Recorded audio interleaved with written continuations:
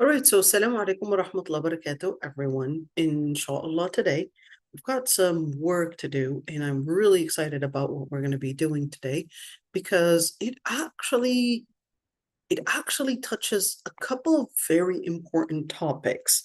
And to be honest, yesterday I didn't actually do the class because I felt that there was a lot more research that I needed to do.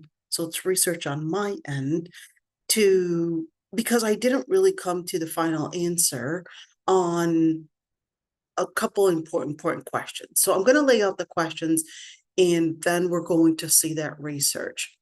Now, let's see the portion first that we're going to be studying, and then we'll go to those questions and then we'll see the answers. Let's see, the ayah says, وَإِذْ قَالَ إِبْرَاهِيمُ لِأَبِيهِ آزَرَ أَتَتَّخِذُ أَصْنَامًا آلِهَةً. So if you look at this ayah, it really comes after وَهُوَ الَّذِي خَلَقَ السَّمَاوَاتِ وَالْأَرْضَ بِالْحَقِّ. So we looked at that one. And وَإِذْ قَالَ إِبْرَاهِيمُ لِأَبِيهِ آزَرَ أَتَتَّخِذُ أَصْنَامًا آلِهَةً. When Prophet Ibrahim had told his father, or maybe I should also get the translation. Let's actually get the Quran translated and actually get that right there, right? Quran and in English online. And then that way you could actually see it, right? Let's see.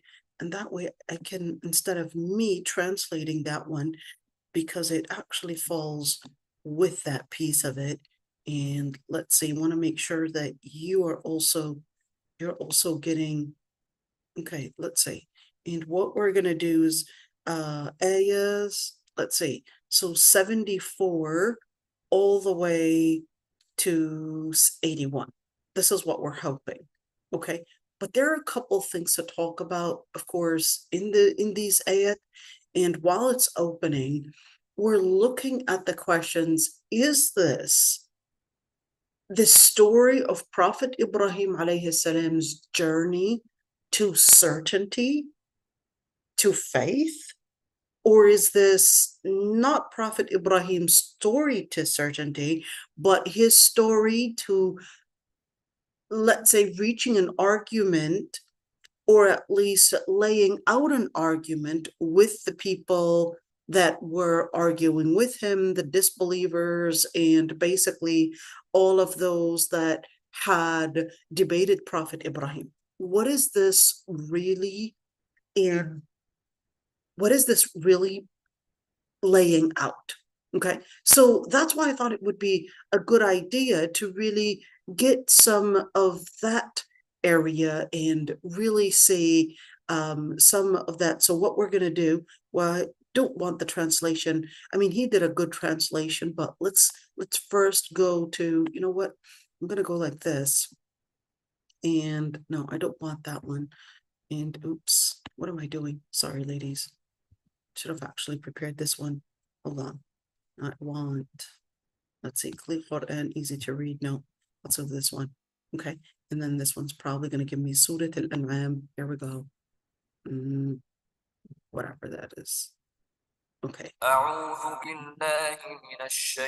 don't want it recited. I want it translated. Okay, we're going to go to ayah 74. I'm going to go 74. 138, 74. And I can't even read their numbering, but okay, here we go. So that's what number? That's 5? Okay, well, that's pretty news to me. Oh dear, am I? No, we didn't do that one yet. Hold on. Sorry, this is supposed to be 74. Why are they writing the numbers like that? I wonder what language that is. Okay, here we go. So, and mention, I hope you could see what I'm doing. Let me see what you could see.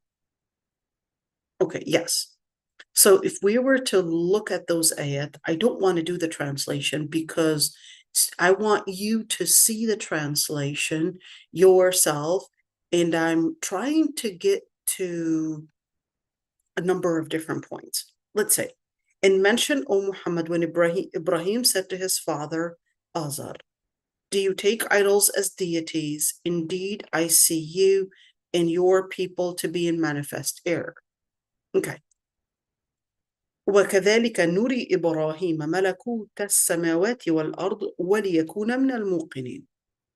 And thus did we show Ibrahim the realm of the heavens and the earth, that he should be among the certain in faith. فلما جن عليه الليل رأى كوكبا قال هذا ربي فلما أفل قال لا أحب الآفلين. So when the night covered with darkness, he saw a star. He said, this is my Lord. But when it set, he said, I like not those that disappear. فلما رأى القمر بازغا قال هذا ربي فلما أفل قال لئن لم يهدني ربي لأكونن من القوم الضالين. Okay. And when he saw the moon rising, he said, this is my Lord. But when it set, he said, unless my Lord guides me, I will surely be among the people gone astray. فلما رأى الشمس بازغة قال هذا ربي هذا أكبر فلما أفلت قال يا قوم إني بريء مما تشركون. And when he saw the sun rising, he said, this is my Lord, this is greater. But when it set, he said, O my people, indeed I am free what you associate with Allah subhanahu wa ta'ala. Okay. إني وجهت وجهي للذي فطر السماوات والأرض حنيفا وما أنا من المشركين. Indeed, I have turned my face toward he who created the heavens and the earth, inclining toward truth, and I'm not of those who associate with Allah, others with Allah. وحاجه قوم قال أتحاجوني في الله وقد هدى ولا أخاف ما تشركون به إلا أن يشاء ربي شيئا وسع ربي كل شيء علما أفلا تتذكرون. And his people argued with him. He said, do you argue with me concerning Allah while he has guided me, and I fear not what you associate with him, and will not be harmed unless my Lord should will something. My Lord encompasses all things in knowledge, then will you not remember? Okay. وكيف أخاف ما أشركتم ولا تخافون أنكم أشركتم بالله ما لم ينزل به عليكم سلطانا فأي الفريقين أحق بالأمن إن كنتم تعلمون. And how should I fear what you associate while you do not fear that you have associated with Allah, for which he has not sent down to you any authority? So which of the two parties has more right to security, if you should know? الذين آمنوا ولم يلبسوا إيمانهم بظلم أولئك لهم الأمن وهم مهتدون.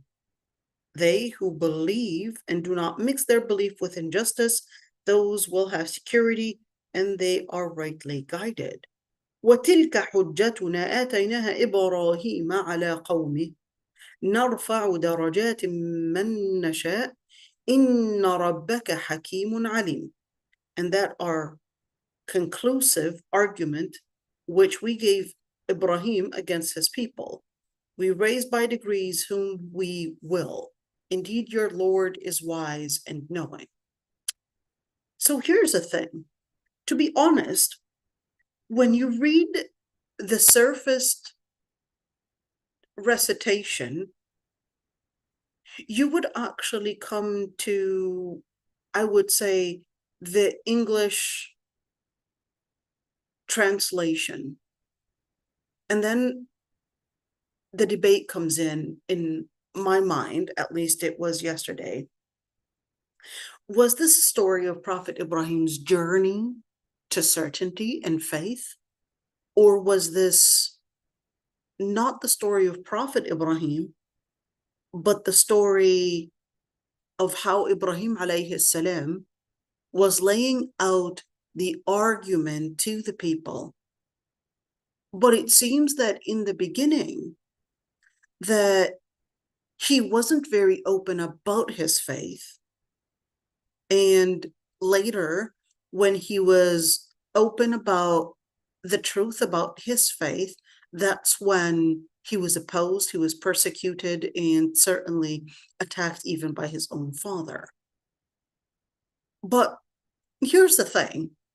I had to research a number of different tafsirs because which scholars actually said argument A, or at least the first interpretation, and let's call that it is not Prophet Ibrahim's journey to certainty, but it is actually his debate with the people. Majority of the scholars regarded that. Majority of the scholars actually considered that this isn't the story of Prophet Ibrahim alayhi salam's journey to faith and certainty, because Prophet Ibrahim, Allah subhanahu wa ta'ala had actually described his heart that it was qalb salim from the start. That his heart was from the start not a heart of containing any shirk from the start. And then, of course, the scholars debated before the prophets becoming Muslim, are they free of sin or are they free of shirk? Majority of the scholars considered that they are free of shirk and major sin. That Allah subhanahu wa ta'ala would make them free of shirk, would guide them away from shirk and away from major sin. So what's the evidence within this context? They said, well, here's a couple. وَكَذَلِكَ نُرِي إِبْرَاهِيمَ مَلَكُوتَ السَّمَاوَاتِ وَالْأَرْضِ. That Prophet Ibrahim alayhi salam, from the start, he basically comes to tell his own father, are you taking the idols as the deity that you would worship, basically? I see you and your people in complete and an apparent astray, in other words, an apparent delusion. So from the start, Ibrahim was announcing that. But then the other scholars, like Fakhruddin al-Razi, let me just give you an idea about Fakhruddin al-Razi. Fakhruddin al-Razi is different than Abu Bakr al-Razi. Okay, two different persons, in fact 293 years apart between these two people. One is a believer and the other one, scholars debated on his faith even. Okay, let me tell you the first one. Fakhruddin al-Razi is a Shafi'i madhab. He is a Shafi'i, at least in fiqh, of course. In aqidah, he is Ash'ari. Okay, and Fakhruddin al-Razi, yet he did have a lot of being Ash'ari. Of course, he did have a lot of inclination towards rational interpretations over textual. Well, of course, Ash'ari is generally like that, to have a rational interpretation and that inclination rather than let the text itself actually interpret what is right and what is wrong, or basically be the place of certainty, and then we would base on that. Oh, that's Ahl al-Hadith. Ahl al-Hadith would be, no. We're not going to put our rational interpretation beyond the text, but we're supposed to put the text to interpret and to guide our rational thinking. Anyhow, but Fakhruddin al-Razi, he not only had this point of view in regards to this, but he actually considered that this is the story of Prophet Ibrahim, and that even Prophet Ibrahim, according to Fakhruddin al-Razi, actually fell in a point in his life where he was skeptic about finding truth, and that was the ayah that he depended on. That was the story of his skepticism this story of his doubt, and then later basically reaches certainty after coming in with a number of different rational studies and rational arguments, and then finally getting there. And then once he got there, that's when he got al-Wahy. That's something that majority of the scholars completely opposed. The majority of the scholars, they said this is absolutely erroneous, and for a number of different reasons. They said Allah subhanahu wa ta'ala had called him as qalb salim. Allah subhanahu wa ta'ala had called his qalb as salim, and therefore Prophet Ibrahim alayhi salam was from the very start a prophet that was free of shirk. The scholars that held this opinion were pretty much the scholars of Madhab Ahl al-Hadith, and like Ibn Taymiyyah, Qurtubi is actually Ash'ari, but like Ibn Kathir, like al-Dhahabi. So you had a number of different mufassirin that are from Ahl al-Hadith that regarded that, no, this cannot be described whatsoever as the story of Prophet Ibrahim reaching certainty, but it was basically him laying out an argument. So one of the most important scholars that considered that as well from the modern scholars is al-Tahir ibn Ashur. With al-Tahir ibn Ashur, I felt that he probably had done the most thorough study, and his thorough study was actually going not only in Lugha Arabiya, which he had done like really deep Lugha Arabiya study, which is really important, because if you actually want to study the Quran and say consider the text as your place of guidance, then you would really have to do thorough research in the language itself, since you regard that these are the words of Allah subhanahu wa ta'ala with particular and very intricate choice of words and even the place of articulation. So this isn't rhetorical, but this is actually something that Allah subhanahu wa ta'ala had sent in complete truth. So Tahir ibn Ashur, his study was more, well, let's see and let the words, let's look at the grammar, let's look at the words, let's do a thorough study in the language itself before we would claim any claim outside and actually say, well, this is our evidence. Forgot to mention, there was another piece of evidence that al-Fakhruddin al-Razi depended on and considered that, yes, this is the story of certainty, and he actually depended on al-Isra'iliyat. Okay, what are al-Isra'iliyat? So is this in anywhere in al-Isra'iliyat? Now, the word Isra'iliyat actually means the Israelite resources. So we're talking about references that go back to Jewish or Christian scriptures. Okay, now the Jewish and Christian scriptures, I would say, is a wide set of scriptures, wide set of resources. So it's not exclusive to the Torah and the Talmud, but the story, after doing my own research, was not actually found in the Torah or the Talmud, but it was actually found in al-Midrash.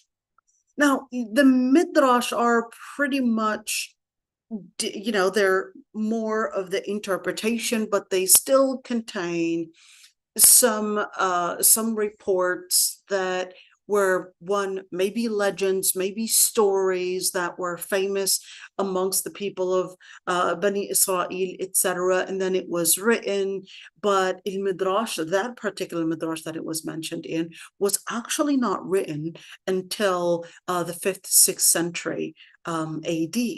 So we're looking at just within the same time, or at least close that same time that the Prophet ﷺ was in. So when we're looking at that, how is the story different in the Midrash compared to here? Okay, The story in al-Midrash is considering it that it's the story of Prophet Ibrahim's search of truth. And it was basically laying it out in a way that not only is it Prophet Ibrahim's story, but it was laying it out in a way that that it basically is to expose Prophet Ibrahim in a way that he himself was not having that certainty, and that he himself was actually in search of truth, and that was more of an allegory, a philosophical research, and not necessarily him being on faith and actually debating the people, which is pretty much the same idea as Fakhruddin al-Razi. The other thing is that in the Midrash itself, it was basically considering it that it was Prophet Ibrahim coming to a final statement with a final idea, a final argument, that our own mind is basically something that we could depend on as a resource to reach certainty. In the Quran, on the other hand, if you were to look at the story, it was to debate the people. It was basically more of a rational argument to debate with the people to get to basically proving that the things that we would see in the sky, whether we're talking about stars, planets, sun, moon, whatever it is, that those are not fit to be God. In other words, this is to refute their belief system about all these planets and the things in the skies, that they are actually related to God or represent God himself. In the Quran, you would see that there is this rhetoric that Prophet Ibrahim alayhi salam in the story is basically one, he was given Nuri Ibrahim Malakut Samawati wal Ard, he was given that certainty. And then basically there is a story. What is the story? And we'll talk about some of those stories that were mentioned in at least the books of Sirah. Wait a minute, I thought the books of Sirah were the books that talk about Prophet Muhammad ﷺ and not other prophets. Right, but there were some books that had mentioned different stories that have been transmitted, from time to time, from, or claimed to be from the Prophet ﷺ, and then it became famous amongst the Sahaba, and then it was basically passed on. Okay, so those are some of the differences. Let's look at other differences as well. We also, in al-Midrash, we talked about that it was basically trying to get to that there is a God, but in the Quran, no, it's basically getting to the point of staying away from shirk entirely. So it goes a mile further. It's not only proving the existence of God, but it's also considering only one God. Okay. Another thing is that it is to also come to the point that there is al-wahi. And that's why you would see in the surah right there that he was basically, so this one right there, that he was basically right there announcing it, that I'm staying away from shirk. Not only am I believing in God, but I'm staying away from shirk. And then going farther, that وَتِلْكَ حُجَّتُنَا آتَيْنَاهَا إِبْرَاهِيمَ عَلَى قَوْمِهِ نَرْفَعُ دَرَجَاتٍ مَّن نَّشَاءُ. And then it continues to basically let us know the different prophets that were anointed and chosen for al-wahi and chosen for prophethood. In al-Midrash, the story is rather different. It basically presented that it was more of a story of how it was getting to our mind as a place of certainty, and therefore we could depend on it as an epistemological source for us to find and get to know the truth. So, of course, when you look at this, at least first point, that takes us to another point, which is allegory. Is this considered as, in Lugha Arabiya, we call it isti'ara tamthiliya? What does that mean?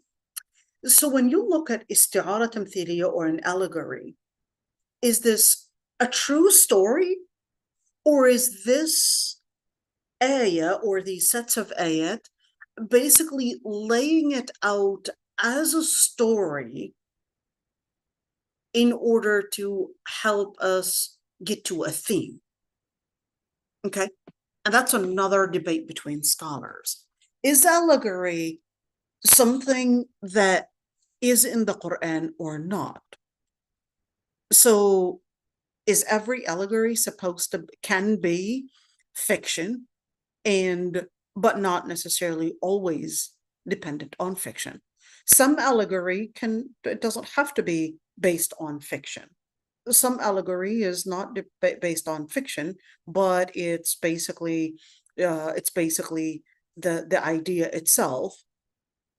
The idea itself is basically maybe laid out in a rhetorical way in order to make it as something that you could see the story within it in order to get to a certain idea. Okay, now here's the thing. When you look at that allegory, there is a debate between scholars on that as well, because some scholars consider that you cannot have allegory, because to say that there's allegory in the Quran is a form of saying that the whole detail of the Quran may not be fully true, but it may be presented as a way that is true.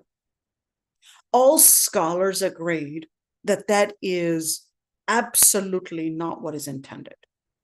Okay, so even the scholars that said that there is allegory, they said that this is not to say that it is fake and that it's just presenting it to you just so it can bring you a symbolic story to help you relate to a certain thing.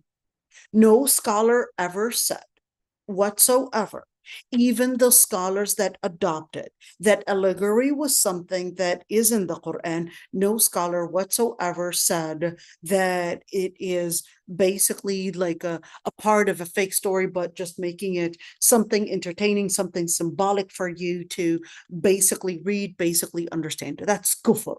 Okay, but when you look at the stories in the Quran, sometimes you would find certain words or certain things in the Quran to basically tell you that there are some words to basically tell you certain allegory even in the Quran. Okay, now of course we know that, for example, مثل الذين حملوا التوراة ثم لم يحملوها كمثل الحمار يحمل أسفارا. So this is right there, this ayah in Surah Al-Jumu'ah, that Allah subhanahu wa ta'ala had said that He had given an example. So this is a symbolic example for those that had carried the Torah, those that had embraced the Torah, those that had believed in the Torah, and then didn't actually fully embrace it, that they're like the donkeys carrying books over their backs. Is this an actual thing? No. But this is giving us a symbolic presentation, a symbolic simile right there for us to get a certain theme of how, if a person is carrying that knowledge, but then they're not putting it to use, that it would be exactly like a donkey that's carrying the knowledge, but then they're not actually comprehending it. They're not putting it to use. It's not making any change in their life. Okay. Another ayah you could see, فَمَثَلُهُ كَمَثَلِ الْكَلْبِ إِن تَحْمِلْ عَلَيْهِ يَلْهَثْ أَوْ تَتْرُكْهُ يَلْهَث.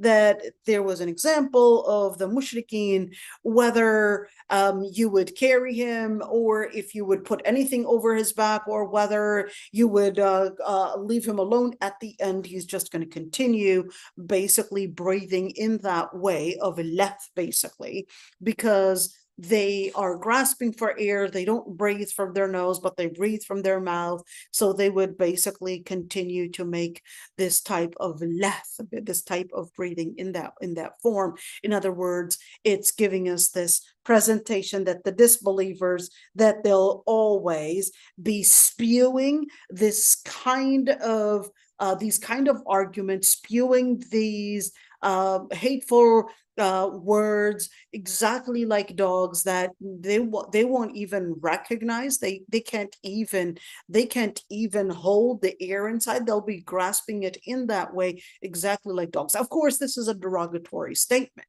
Okay, so one thing is that you could see, for example, when looking at the tafsir, is Zamakhshari had said that this was an allegory. You had al-Baydawi also say that. You had other scholars actually considered, like al-Jurjani, he also considered that this is actually part of eloquence, this is part of rhetoric, and that this is actually part of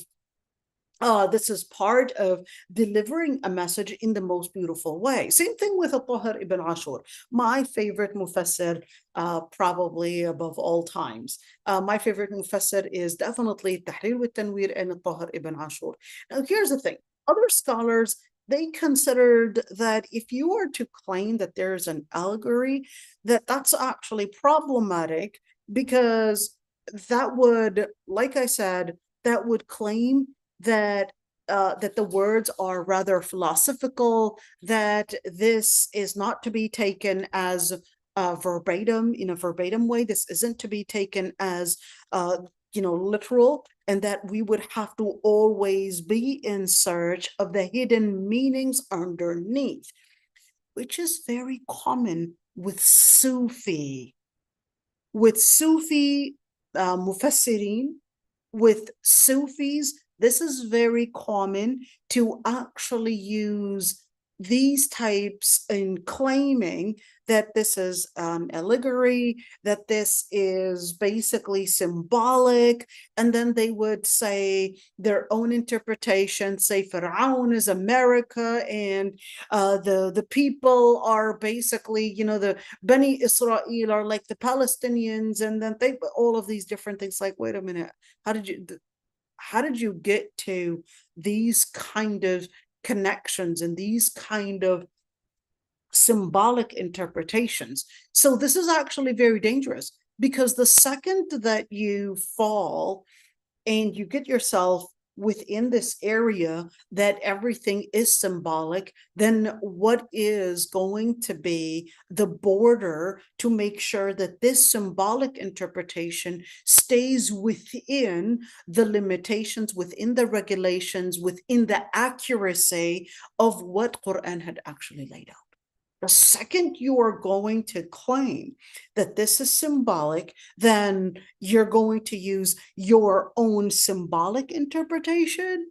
What about the other person, and then the third person, and the fourth person? Then this is going to be endless symbolic interpretation, and then claims that, oh, this is an allegory, and therefore I can make my own interpretation. This is behind the scenes. Basically, this is what I would get out of it, and then each and every single one. Sorry, ladies, but I had seen this not only with Sufi, but I had seen this often, especially in the women's area, because there's lack of ilm.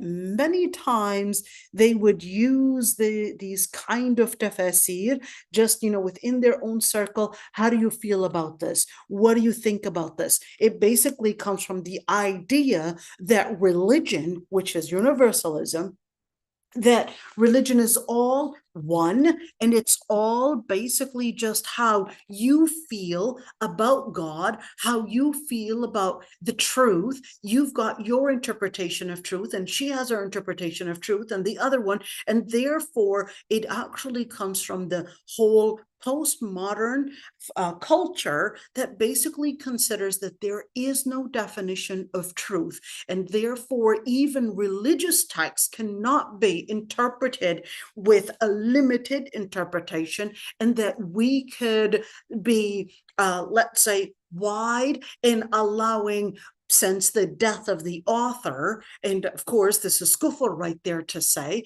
but since we have our own vision of truth, we have our own interpretation, we don't have to limit ourselves, and they'll use this allegory, they'll use these types of metaphors, these types of euphemism, and all of that, and then get into that area in which then takes the Quran out of the words that were revealed onto the Prophet ﷺ with a specific interpretation, with a lugha Arabiya, basically to tell us what these words mean, to each and every single one making their own interpretation. What does that mean? What that means is doing the same type of tahrif. What is tahrif? Tahrif is a form of editing the words of Allah subhanahu wa ta'ala. It's exactly what the Jews and the Christians had done to their own scriptures. It's exactly what they had done.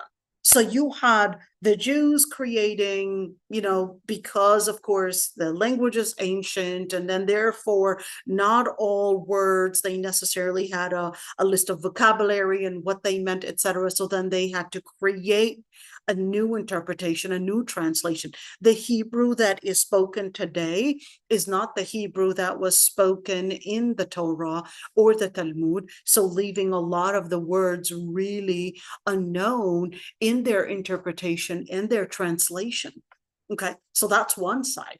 So they had to make their own interpretation, their own translation, which carried a number of different preconceived ideas, preconceived ideologies, and preconceived interpretations that this is what the interpretation is going to be, and therefore this is you can see, of course, an influence of a number of different ideologies that surrounded the interpretation, whether we're talking about the Ashkenaz or the Sfaradi or the Mizrahi, basically each having their own influence. You would see an Ashkenazi interpretation and you would see a Mizrahi interpretation.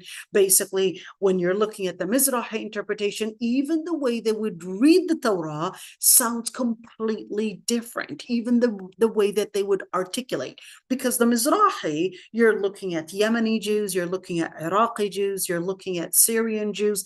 They had their own, let's say, set of connections with the Aramaic, or at least with Aramaic languages, and also Hebrew and Semitic languages, versus the Ashkenaz. They basically were the European Jews, Poland, Lithuania, all of those countries, and then they had, of course, this relationship even with, of course, with the Germans, etc. Then that had its influence. Well, not only was the influence in the way that they articulated the words and read the Torah or the Talmud, but even when we're speaking about the interpretation. So you would have the Sfaradi Sharia, and you would have the Ashkenaz Sharia, and you would have the Mizrahi Sharia, and certainly you would even have a Yiddish Sharia.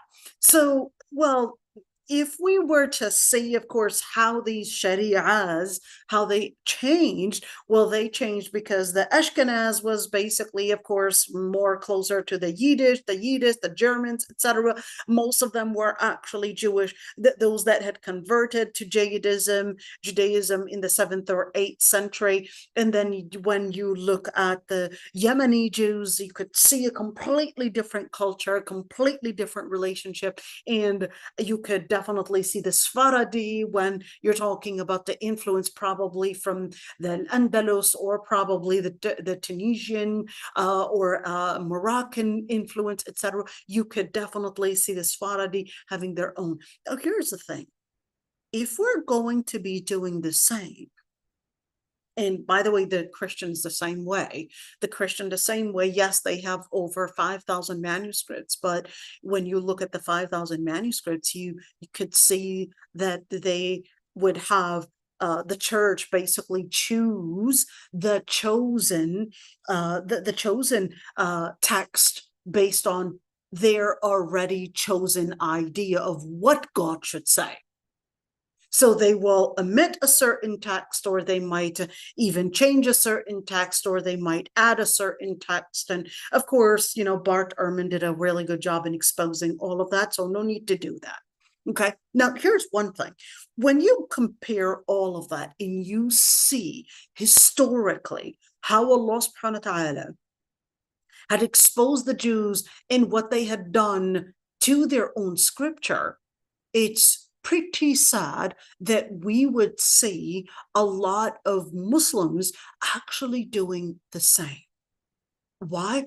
Because it's a lot harder to go back to the book of Tafsir and actually get ilm than actually think that, oh, you know what, ilm is within me. I can let my own inspiration, quote unquote, help me read this. Hey, I can read the English translation. I can get to getting an inspiration, and I can see how does it inspire me? How does that inspire you? And the girls would be sitting in a circle, and each one basically putting her own imagination and her own tafsir into all of this, which is pretty much like the Sufi tafsir.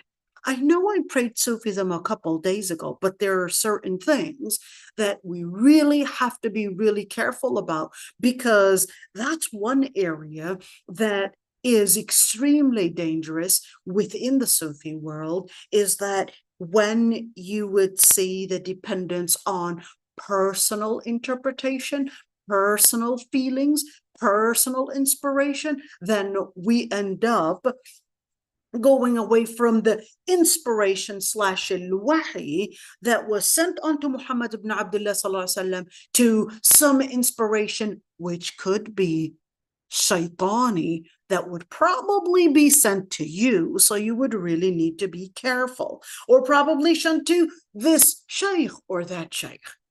What proves to me that your interpretation is not a shaitan-based interpretation, especially that Allah subhanahu wa ta'ala said, وَإِنَّ الشَّيَاطِينَ لَيُوحُونَ إِلَىٰ أَوْلِيَائِهِمْ. When Allah subhanahu wa ta'ala had said that even shayateen would send these types of wahi inspirations to their own people.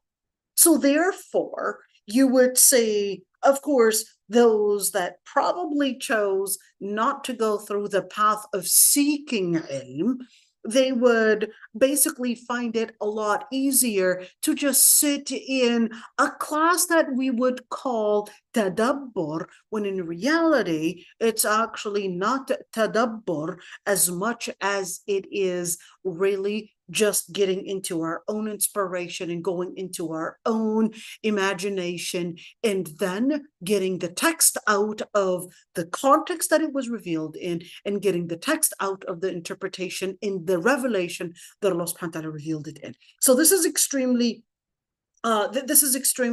dangerous, and certainly even the scholars that said that there was allegory in the Quran, they did not say whatsoever that using these symbolic interpretations in that way, they never said it was at all permissible. So even as Zamakhshari, who is Ash'ari, he would never say whatsoever. In fact, he is probably one of the hardest books of tafsir in his Al-Kashaf, because his Zamakhshari goes in such depth in Lugha Arabiya that you would really really have to be an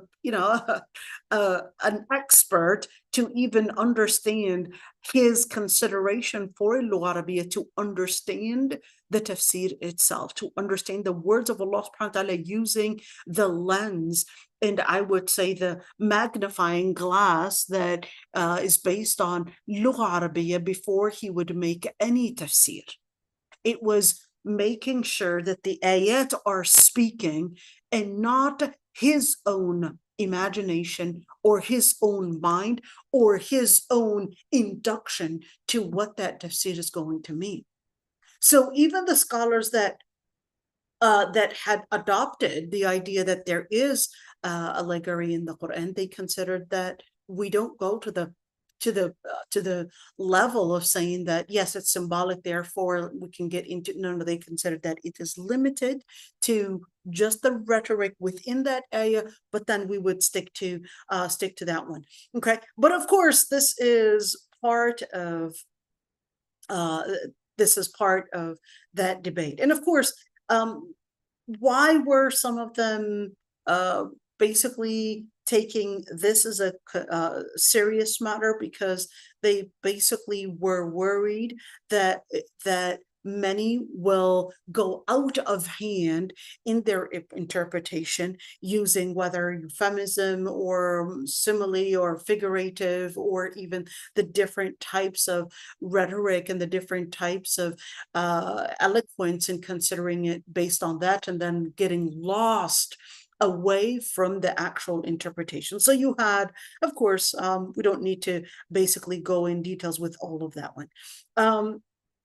So I hope, some of those things, that was more of a prelude. I basically just wanted to kind of give these areas and, just a clarity before we would even go farther, and just realize what we're looking into before going further in the tafsir.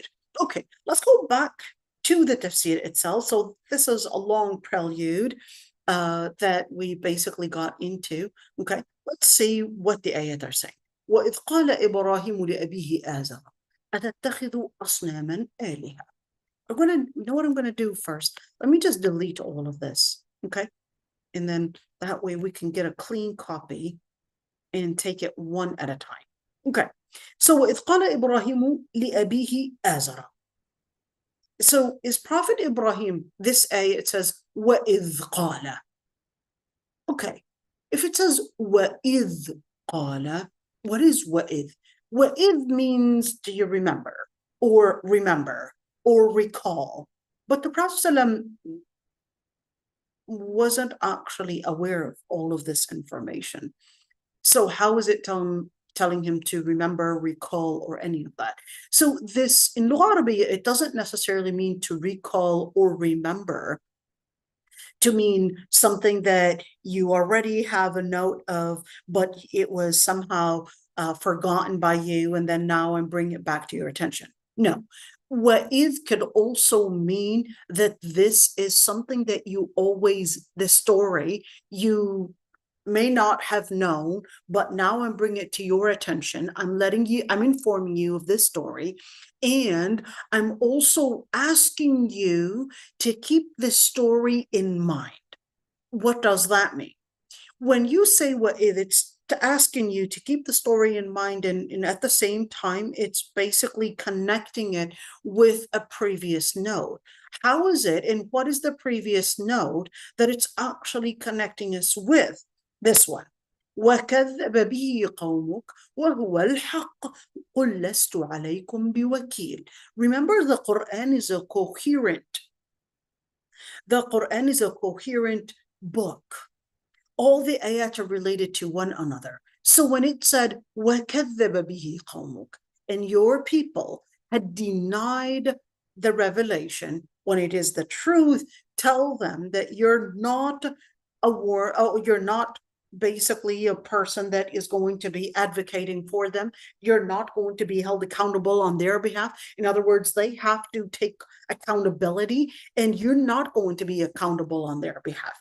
Okay, so from this one, that's when it connects it to, after getting also all to the different things that we talked about before, then it connects it and says, what is qala? Because there's a what.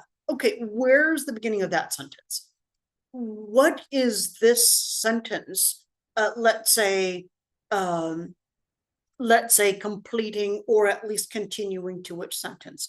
So Tahir ibn Ashur, he was the one that considered وَكَذَّبَ بِهِ قَوْمُكَ وَهُوَ الْحَقِّ, that it is basically to say that the story is not new, O Muhammad.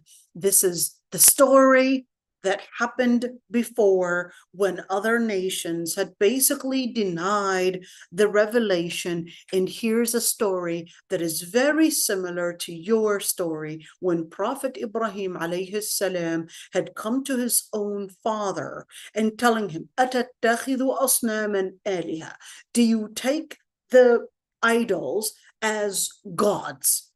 So now Prophet Ibrahim alayhi salam, this is a story that happened to him, and Prophet Muhammad was definitely unaware of this story. So then the Quran basically brings it to his attention and brings it to also the people, because al-ibra bi'umum al-lafzi la bi khusus al-sabab.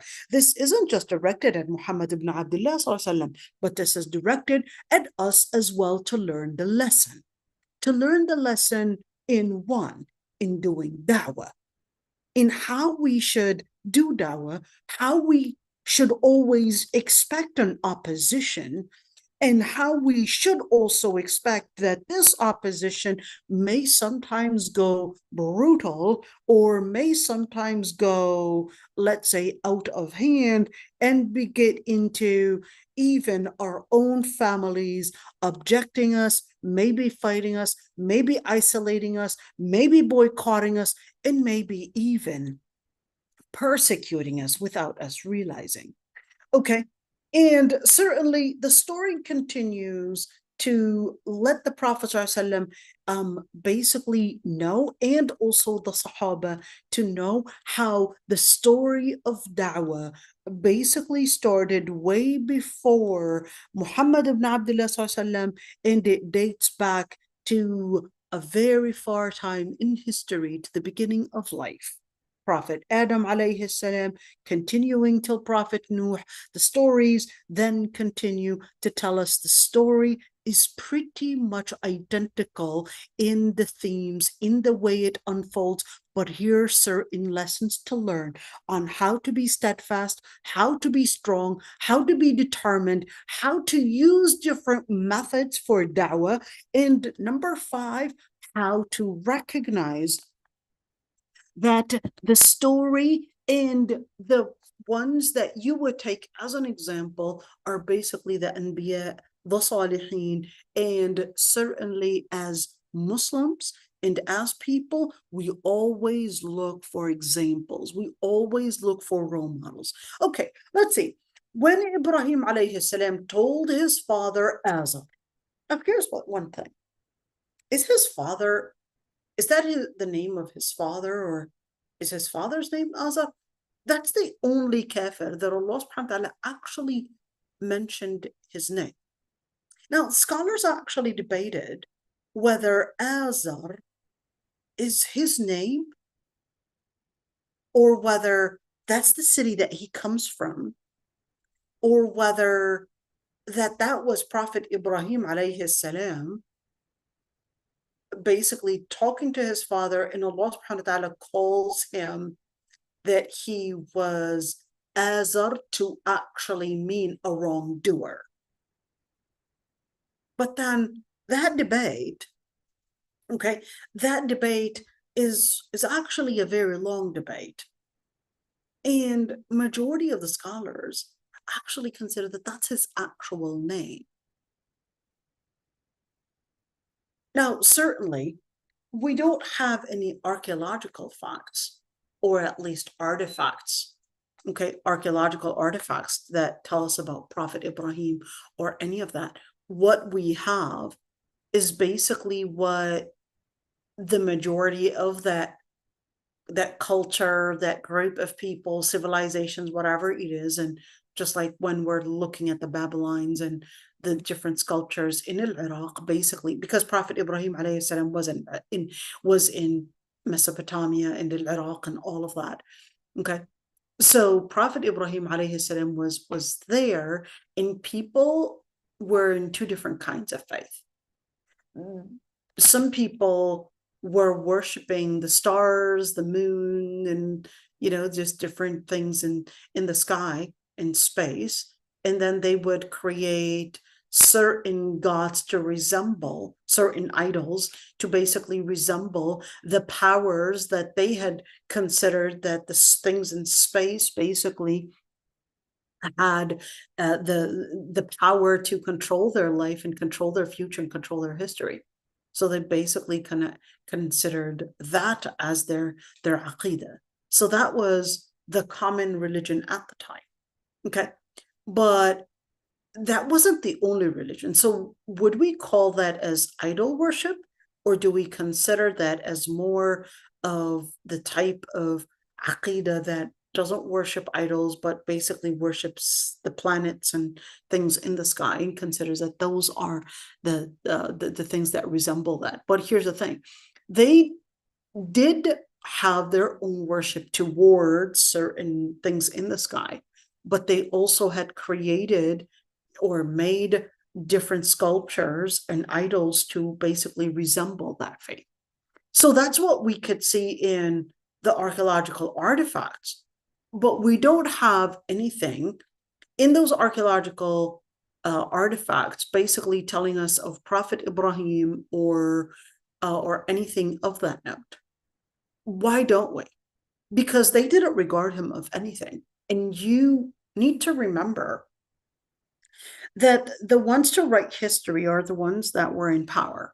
And certainly Prophet Ibrahim alayhi salam was not only powerless at the time, but he was even thrown by those people as considered him a heretic, basically, thrown him in the fire and considered him a heretic, considered him that he's an outcast and therefore not worthy of even mention. He didn't have that many followers anyway, so this is just a random person to them.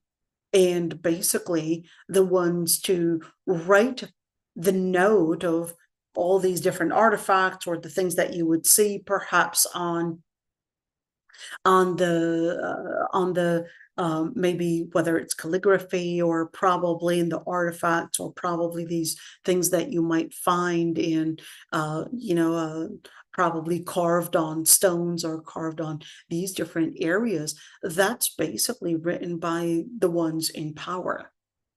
Those were really the ones in power were to write their own authority, their own, I guess, what they had achieved, their own successes, in order to instill and basically reflect a certain authority. A certain king basically orders and would have a certain group of people to mark his victories and mark basically what he had done in his kingdom. And in order, of course, to do that, you needed to pay the scholars, you needed to pay the people that are going to do the job, you needed to basically mark a certain note of what really, why is it important to even record such a piece? So that's why if you were to look at a lot of these archaeological artifacts, certainly artifacts you would, see pottery, you might find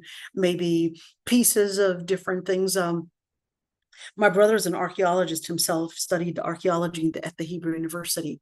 And he was actually telling me how because he studied at the Hebrew University, of course, the professors, they would take them to, a certain area that they would study, okay? and then they would get these artifacts, or probably pottery, or probably maybe just different pieces, and then they would create their own imagination of what this could be used for. They might use some science, some study, probably study the amount of moisture in it, maybe the chemicals, use different things to basically study that. But most of it is actually based on their imagination of how they would relate to that site. How they relate to that site, what do they think people have done, etc. But then the most expensive pieces that you might find in archaeology are basically the things that have writings on them. And at one point in my life, I worked with my father in Jerusalem, Al-Quds, basically in a place. It was for a whole year, and I learned a lot, but I would never do it again. All right. It was selling very ancient pieces, very, very ancient pieces.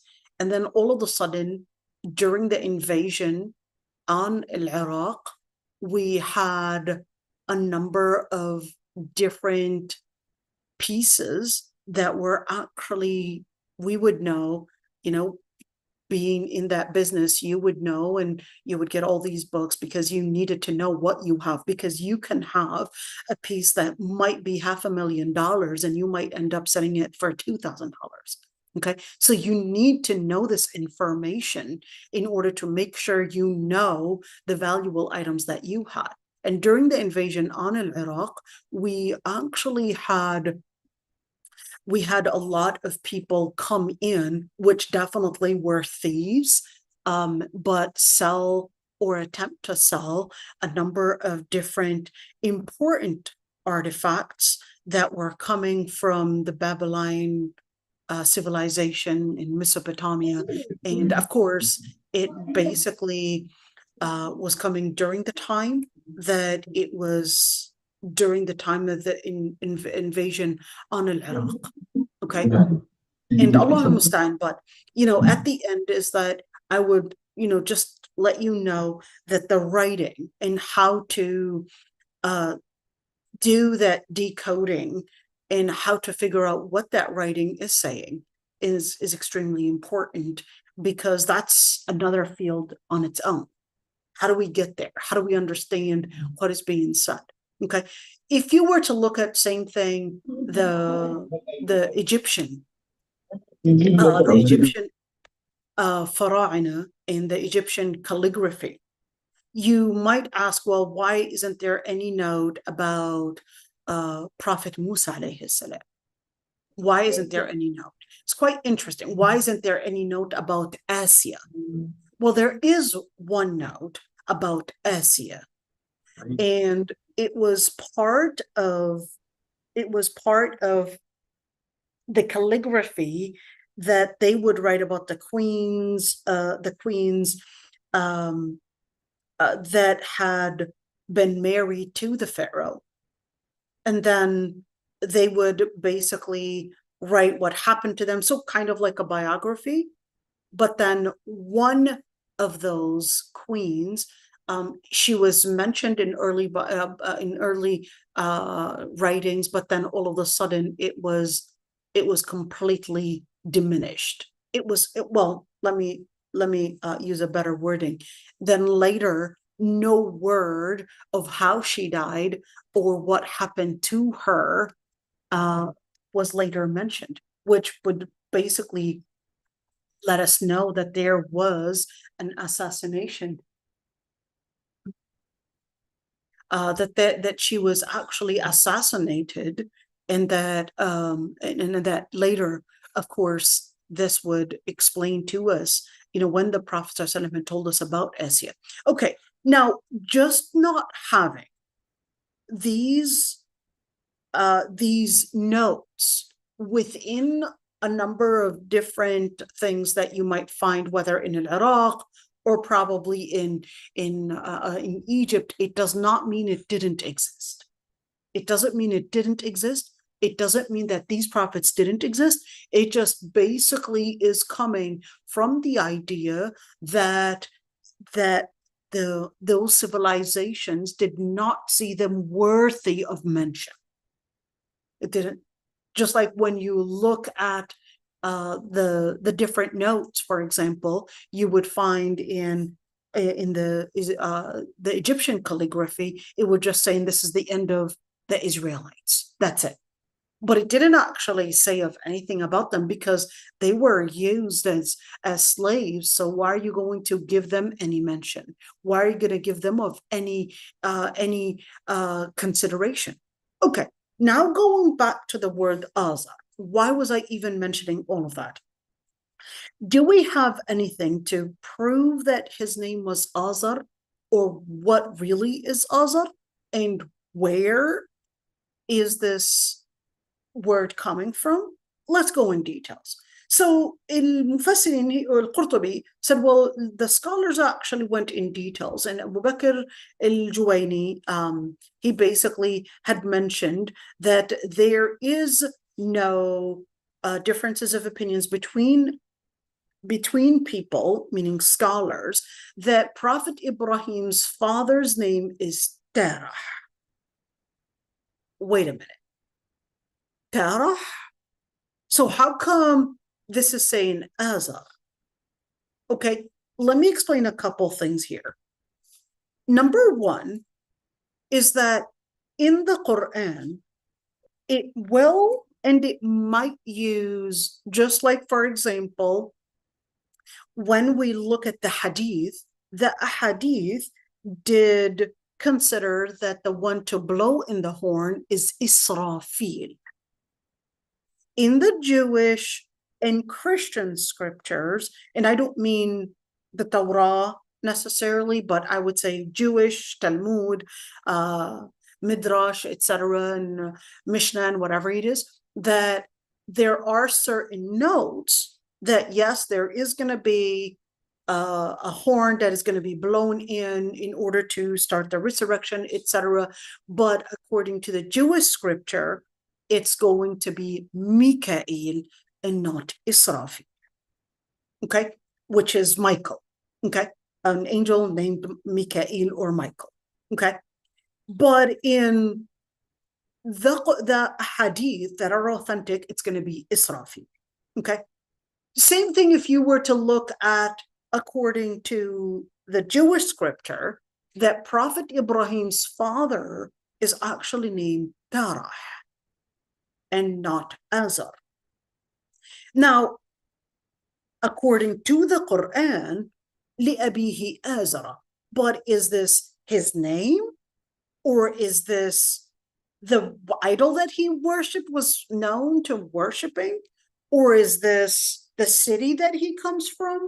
What really is this? Should we say his name was Terah, but then Azar is the city that he comes from, or what exactly is this? But here, al-Qurtubi said, well, what the Quran indicates is that his name was actually Azar and not Terah. Is there going to be a day where we could maybe find some kind of an archaeological artifact that's going to probably note something like this? Perhaps. Allah subhanahu wa ta'ala says, وَلَا تَعْلَمُنَّ نَبَأَهُ بَعْدَ حِينٍ.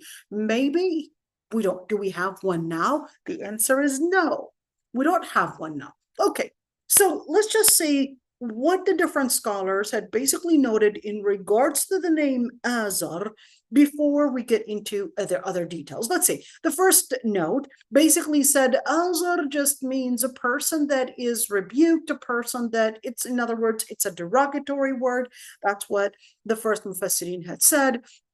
And they said, well, that's when Prophet Ibrahim alayhi salam, since he said, أَتَتَّخِذُ أَصْنَامًا آلِهَةً, do you take the idols as gods, basically? They said, well, that's basically to say that Prophet Ibrahim alayhi salam was telling his father, you're wrong on this one. Okay, let's see. Other scholars had said, well, this is the name of an idol, and basically it was put there. Well, the word is coming as with a fatha, and they said that that is a form of idmar. What is al-idmar? Al-idmar is basically an ellipsis, or it's an omission. Okay, so an ellipsis or an omission, in other words, the whole thing and what it really contains is not necessarily fully mentioned, but this is a form of rhetoric. So we're speaking about that in Lugha Arabiya. Basically, this is very common to use it in different types of rhetoric. And certainly, according to those scholars, they said it basically is containing this ellipsis to tell them that you are wrong in this, and you, by taking these gods or these basically idols as gods, that you are committing a very wrongful basically act. Okay, now the other scholars basically said, well, what of course, al-Qurtubi right there, he said, well, what was actually claimed, there isn't necessarily an agreement on this. And he said that some scholars actually said that no, Azar is actually the father of Prophet Ibrahim alayhi salam. And therefore just realizing that maybe they can have multiple names. Okay, just like Israel is also Yaqub. They can have multiple names. He can be Tarah, and he could also be Azar. Or sometimes you can name somebody, as perhaps based on their last name, but not necessarily using the first name. And sometimes this is known in certain cultures. They can have multiple names. I know in Somali culture, somebody might actually have multiple names. And in certain cultures, they can have an Arabic name and even an Amazigh name, and just different names. So that was a claim, and said, well, it could be that he had two names, Tarah and Azar. Why not? Of course, that was another claim. And other scholars, just like Muqatil, basically said, well, that was his nickname, but his real name is actually Tarah. I don't want to go in details with that one because, when you see, is this a derogatory statement? Is this calling him that he was wrong, that what he was doing was basically coming from the position that he was not righteous, and therefore the ayah was basically coming at that? Well, here's another interesting thing. They said it was to mean al-himmu bil-farisiyya. What does that mean? That it was basically talking about the person that is old, a person that is not only old, but had reached a level where they're not thinking properly. Okay, in other words, they're confusing the way that they would interpret, the way they would understand the world. But here's the thing, where's that coming from? They said, well, that's in Persian. I don't really know if that is true, but this is what was claimed by al-Dhahak, that this was actually to mean such in Persian. But here's the thing, are there Persian words in the Quran, or maybe Ethiopian words, or maybe Jazi words, which is, the Jazi is basically Ethiopian language, okay, or at least one of the Ethiopian language, because you got a number of different languages there, okay, or perhaps even, or even maybe Jewish or Hebrew words, or maybe Persian words, etc. Or is there such a thing? Or because the ayah says, "Inna anzalnahu Qur'anan Arabiyya." If Allah subhanahu wa ta'ala said that the Quran was revealed in Arabic, then all the words can be in Arabic. and to claim that certain words are Persian or Jizzi or Ethiopian or Hebrew or Aramaic or whatever it is, or just different words, that's contradicting the ayah that says Inna anzalnahu Qur'anan Arabiyya. So that's a second claim, and that's a second controversy, a second debate that scholars debated about. But at the end, some scholars, the majority of the scholars, they said, well, the origin, the etymology of that word may be not Arabic, whether Persian, Jizzi, whatever the etymology, whatever this word is coming from. But then later, the Arabs spoke and they understood what this means, and it became this word that was adopted by the people that spoke in Arabic, and it became part of their vocabulary, basically. So therefore, it became part of Arabic. Okay, so that was that statement. And certainly, I don't want to go in all of that, because some scholars actually said that no, if you're going to say the Quran is Arabic, then you're going to basically say it's coming from al-Azr. It comes from the word al-Azr. You know the word wazir? Okay, the word wazir actually comes from this word. So does that mean that he was an important figure within his community that was Azar? Or else how would he have the power to determine what type of persecution Prophet Ibrahim alayhi salam would get into, which is throw him in the fire? And who actually does that in any civilization? It's usually the person that is in a position of power is usually the one that makes the final trial, makes the final statement, and definitely lays out how the punishment is going to be.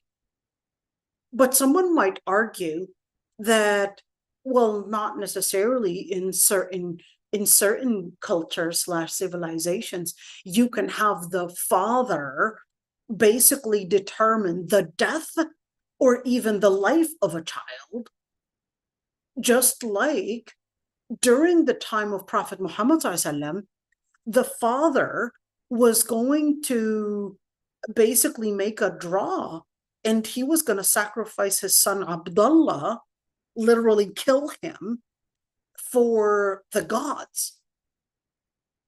So looking at that, I mean, you could say in certain cultures, we cannot determine what that culture was like and consider that Prophet Ibrahim alayhi salam's father was necessarily a person that was like a wazir, a person that was like a minister, or somebody that was in power or anything of that sort, because in certain cultures the father was considered the owner for the child.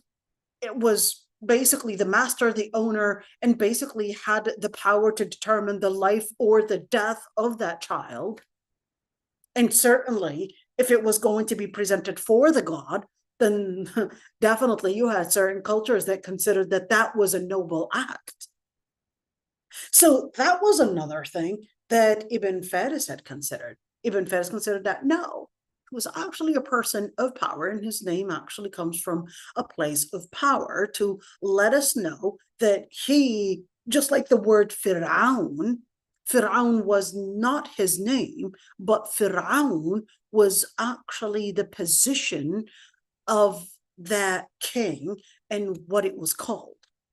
That wasn't his name, because there were multiple Fir'auns, and you had basically the Egyptian calligraphy would tell us of every single Fir'aun and what his name was, and the legacy, and what he had done, and what children he had, and who he married, and all of that. And of course they married from their own mothers and sisters, and that disgusting incest that they basically practiced, which actually affected even their offspring. That's why they had a lot of disabilities.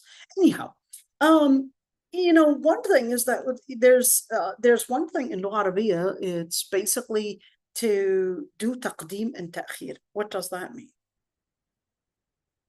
In Lugha Arabiya, you can use that's the same with Latin, by the way, that you can have one word basically coming in first, and then basically the meaning is later. So what does that mean? Or at least, okay, what does that mean? Maybe if I were to lay it out. Okay, let's lay it out in order for us to understand. So they said, what this means is قال إبراهيم لأبيه أتتخذ آزر أصناما آلهة. So they said the idols were called Azar, or that idol that they worshipped was actually called Azar. Not his father's name is Azar, but they basically had worshipped the asnam that were called Azar. That's quite interesting.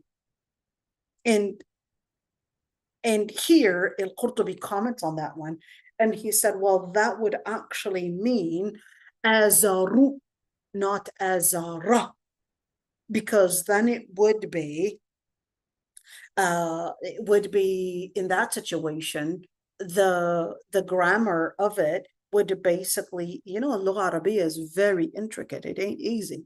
Okay. They said, well, then in that situation, that would actually be the noun for something. Here's one thing. There's this story Thalabi had mentioned in this book. It's quite interesting.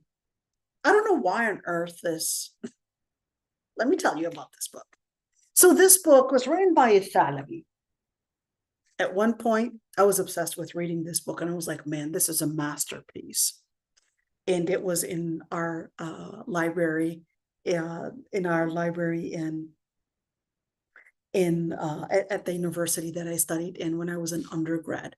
And when you're an undergrad, you would think every single book is important to read. And by the way, when I was an undergrad, our university was just an idea.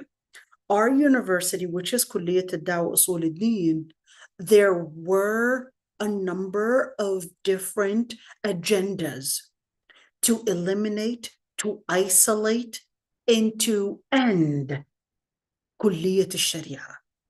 There were agendas to eliminate and basically cancel out Kulliyat al-Sharia.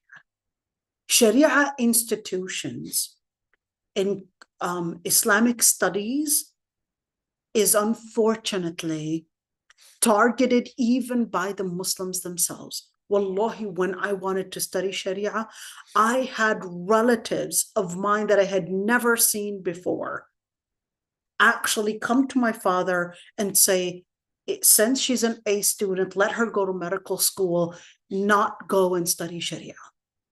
You're wasting your daughter. Remember, this is a Muslim. This is a Muslim. It's quite sad that Sharia studies are not given the honor that they deserve, and even the books at the time were not even funded to get the right printouts. So the books were so yellow, were so old. Those were what the university, or at least the Sharia college, could afford.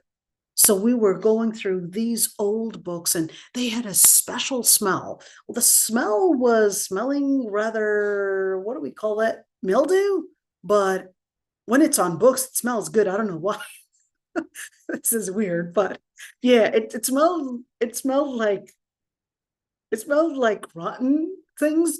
But when it's on books, it really smells good. I don't know why. Maybe because I got so used to that smell that I started, really, I can smell it in my head. In fact, it just had a special relationship. And sometimes we could see the bookworms. Well, I mean, you don't really see the bookworm, but you could see the place of where the bookworms basically had eaten certain words, etc. Anyhow, so I used to see this book, al-Ara'is, okay, and of course, it was basically saying all these stories about Prophet Ibrahim and the stories were, I would say most of the stories were the kind of stories that were written like legends. Okay, they were written like legends. But let's see that quote and actually see what we get to. He said, الثعلبي that is, that the name of Ibrahim's father was actually Tarah or Tarah. So Ibrahim's father was Tarah. But then when Namrud, basically the king at the time, okay, he basically put him to be the person, like the treasurer on the gods there. That's when he called him Azar. Okay, so his name was Tarah, but then his political position was Azar, because he was like a treasurer over whatever money is given to the gods. Is that what it is? And then later, because he was in that position, so then he became Azar, just like Donald Trump, he became famous as Trump, but not necessarily Donald, but his name is Donald. Okay. I mean, yeah, sorry to give you this example. Okay. Or maybe the position, okay, that was there, just like al-Hajib. Okay. That's a position that he was holding, and therefore his position was Azar. Okay. So Mujahid basically said that Azar is not the name of his father, but is actually an idol. But here's the thing.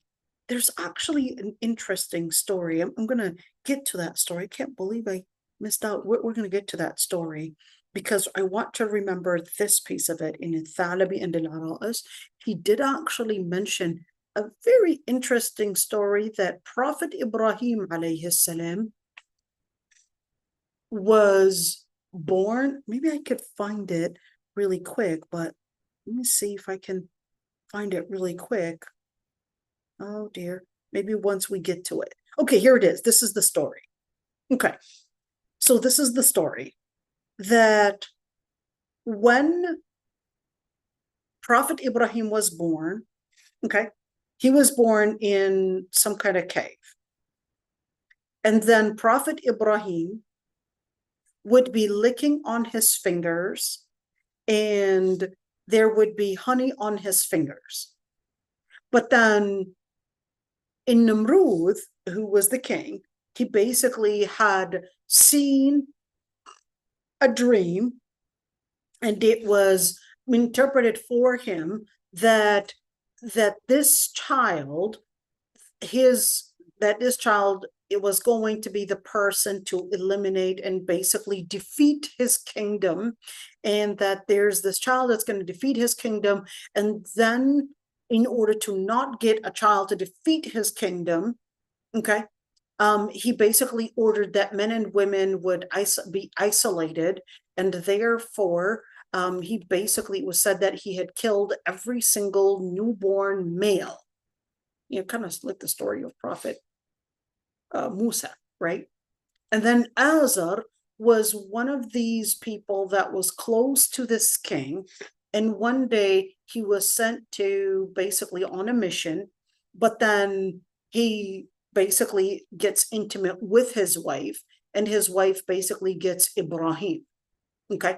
And it was claimed that he was intimate with her in one of the places that basically had the idols there, and that the idols basically dropped at that moment, and that's when it was carried. Oops, what did I do? Oh no.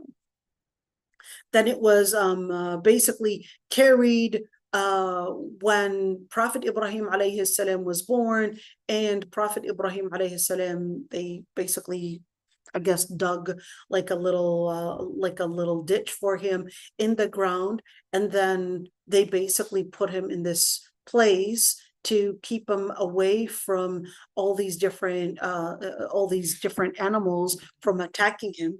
and then his mother. Why? Because the king in Namrud did not want him to basically be born, because he basically got this dream that some newborn baby boy was going to be taking over his kingdom and basically defeat him. So his mother would basically go and nurse him, and then she would find him licking on his fingers. One of the finger basically would have honey, the other one would have water, and the other one, or at least another finger, would have probably milk. And then that's when he got older, basically, even though he was a baby, but he was, getting big, like he was 3 years old or something. And then when he was brought out of this cave, people thought that he was born a very long time ago. And that's when he told his mother, who's my Lord? And she said, I am. And then he said, well, who's your Lord? She said, your father. And then he said, well, who's his Lord? And that's when he started basically questioning that. And then she said, in Namrud is his Lord.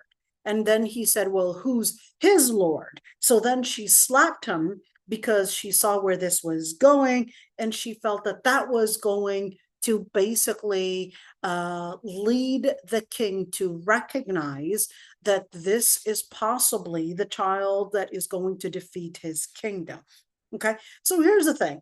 You would see the story in, just like الثعالبي and in his book Al-Ara'is, or even قصص الأنبياء for Al-Kasai. But here's the thing. This story, and like other stories, if you were to search, this story, where does the story actually come from? Okay. They definitely are in, let's call it, Muslim literature, but not everything that is in the Muslim literature that it would necessarily be authentic. So we would have to research where the story is coming from. So I did my little research, and the Muslim scholars were saying that this was from al-Isra'iliyat, that it was coming from Jewish scriptures. Later, of course, this isn't Quran here. All right, these are legends and mentioned in Muslim scripture. Now, how do they get there? How did they get there? Did Muslims basically get access to these pieces of literature? How did it get there? Okay, doing a little research, this was actually mentioned. The same exact story was mentioned in the Midrash. Okay, it was mentioned in the Midrash, basically Jewish literature, and mentioning the same exact story. Okay, but here's the thing. Sometimes you can see certain scholars exaggerating, I would say, taking stories from, whether it's the Midrash or whatever it is, Mishnah, whatever it is, taking stories here and there, which does not depend on valid resources. Some had exaggerated adopting these stories, and others had completely rejected using these stories whatsoever in the Muslim literature, which is what I recommend. Because to use these stories in the Muslim literature when we don't actually have any evidence to prove or disprove these stories is basically to fill it in with a lot of legends. If this was not evident, to somehow teach it, talk about it, and go into all these details is basically just filling our books with legends that have no resource and no evidence whatsoever. Why did I mention it? I mentioned these stories because I know that although they are mentioned in the books of tafsir, that especially right now, of course, with AI being present, and certainly translation had become a lot more accessible and a lot more easier to get access to, that at many times we may lose our ability and our knowledge and forget on how to make use of these resources. That's why I'm mentioning it. I'm mentioning it to educate ourselves that not because something is mentioned in the Muslim literature, it does not make it valid. Okay, that's what I'm trying to get to. This is extremely important. And then therefore, learning how to learn from tafsir, and how to learn from the lugha, and how to learn from those scholars and how they use their tafsir, and that we cannot base it whatsoever on, yeah, I've seen this story in this book, and then therefore I'm going to make it as my valid inspiration and take it from there. Because we had seen many do that. Many would use this ayah, take it out of context, another ayah, take it out of context, and a third ayah, and a hadith, and then create a whole imagination and a whole idea. And they would think, well, yeah, I'm actually dependent on Quran and Sunnah. No, you took different pieces and you put them all together, and you think you had created a masterpiece. But you took everything out of its context, and then you created your own imagination, and you thought that yeah, I've got a whole complete masterpiece, a whole complete interpretation that's based on Quran and Sunnah. To say based on Quran and Sunnah, it doesn't mean you take the ayat and the hadith out of their context and say, I've got an evidence from Quran and Sunnah. It means that you recognize the context of that ayah, the words of that ayah, the etymology of every single wording, and that hadith, the same. And then you would relate it with the same topic, the same subject, but you cannot cherry pick and be selective in that interpretation. So when we're learning tafsir, it's not just how it relates to our life, but it's also creating a foundation in how we understand the text, and how we understand the resources, how we understand the literature, how we understand the connections between these ayat and between these words, and how and what the scholars are basically interpreting these words into, and where they came out with these interpretations, to make sure that we are making an interpretation that is based on literally Quran and Sunnah, and not based on our own imagination. Here's the thing. Inshallah, we're still not done, by the way, with the word azar. We're still, maybe, should I just rush at least with this page right there, at least finish azar, so tomorrow we'll basically move on with this one. Should we? Let's do that one. Okay, so azar, there are multiple qira'at, meaning variant recitations. Izra, izran, okay, izran, azra, azra, and okay, so basically different recitations. Izran. So if we were to say izran, وإذ قال إبراهيم لأبيه أإزرا تتخذ, and then of course that would be أإزرا تتخذ, not أتتخذ. أإزرا تتخذ أصناما آلهة. You know what that means? That would, with that qira'ah, that Ibrahim tells his father, do you take Izra? So the would be basically an exclamation, and then Izra would basically be the name of that idol. Are you taking Izra as the god that you would worship in idolatry, or as multiple gods? So that would be that qira'ah. Okay, that's why he said Izran would be basically أتتخذ إزرا, أإزرا, أأزرا. Okay, so just see that one. That's quite interesting. Okay, and let's see, as if he was saying أللقوة تتخذ أصناما, or another قراءة أَإِزْرًا. They said that basically means, are you taking these idols as gods to give you support? That's the other interpretation. Are you taking these idols as gods to give you support? That's the other qira'ah. Okay. All right.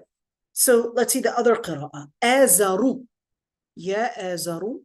And they said it was that he was saying, وَإِذْ قَالَ إِبْرَاهِيمُ لِأَبِيهِ آزَرُ أَتَتَّخِذُ. Meaning what? Ya azaru. Meaning he's calling his father Ya azaru. Okay. أَتَتَّخِذُ أَصْنَامًا آلِهَةً. Notice here that there's another قراءة تتخذ, not أتتخذ, not with the hamza, but تتخذ. Okay. This is where we'll end, inshallah. If there are any questions, I'd be happy to answer them. I know we still have a lot to say, okay? This is just the beginning. By the way, this was really just a prelude, but inshallah, we'll be continuing tomorrow. I'm pretty excited because there's really a lot to say. You could see, we've got a lot to talk about. And like I said yesterday, I actually needed to do a lot of research before I would do the tafsir for this one, because there was a lot that I had to learn and a lot that I had to research before I would get into discussing all of this. So if there are any questions, I'd be happy to answer, inshallah. And you can unmute yourselves if you'd like. If not, you can write it in the chat. I don't see anybody writing anything. Dr. Aisha. Go ahead, Balqis. How are you doing? Fine, thank you. Alhamdulillah. So I just wanted to say something in relation to what you mentioned about Quran stories. And what I wanted to say was that you are absolutely right in the sense that we tend to miss the point of the story sometimes. In Surah when Allah was describing the people of cave, the main point of the story, you're breaking. the lessons. Are you using like a mouthpiece or something, like a Bluetooth? Oh, maybe. No, actually, I'm not. You're not. You're breaking a little bit. It's okay. We'll do our best. Okay. Okay. So, can you guys hear me, or is it still breaking up? So yeah, it's kind of wavy, but we'll inshallah we'll do our best. Okay. Miss the entire point of the stories, and we kind of like derail the entire knowledge path. So, for example, when Allah was talking about the people of the cave, people would ask questions. Oh, what are their names? What are their height? Who gave birth to them? But that's not the point of the story. The point of the story Almighty Allah already told us. And we tend to like pay attention to excess information, which is also the same thing with Ibrahim and his father. I think the main point of the story was to tell us the relationship he had with his father, and not exactly what his father's name should be or what it was, or like every of those details. So I think as Muslims, we tend to like focus on the wrong information and then tend to miss the entire point of the stories, and then we get sucked in with the excessive information and not the main point of the stories. So I agree with you. Definitely, that many times we get sucked into perhaps, looking at a certain detail that's not necessarily the main focal point or the main concept. But at the same time, I find myself sometimes needing to comment on certain things because we find it in the books of tafsir. And I don't find that, for example, well, was that really his name? What does that mean? As much as learning the whole the whole method. So basically the methodology of doing tafsir. That's my key thing, is learning how to create a mindset in how a Muslim reads the literature, how the Muslim recognizes these resources. So it's a whole pedagogy in how we relate with this literature and how we relate with the Quran. That's the key thing that I'm trying to basically build within our mind.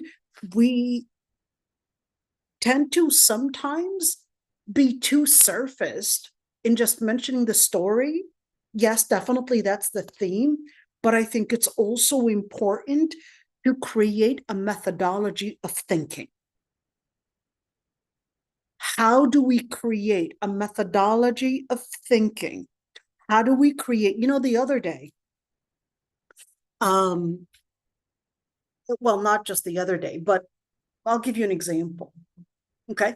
A famous figure, and I think I mentioned this a couple of days, a famous figure basically was talking about the ruling of women making their eyebrows thin and all of that, in nums, basically. But, لكل جواد كبوة ولكل سيف نبوة. Every single knight has a moment where they'll fall and trip, and every single sword will have a moment where it will make a wrong strike. And certainly, لكل عالم حفوة, every single scholar will also have a certain fall.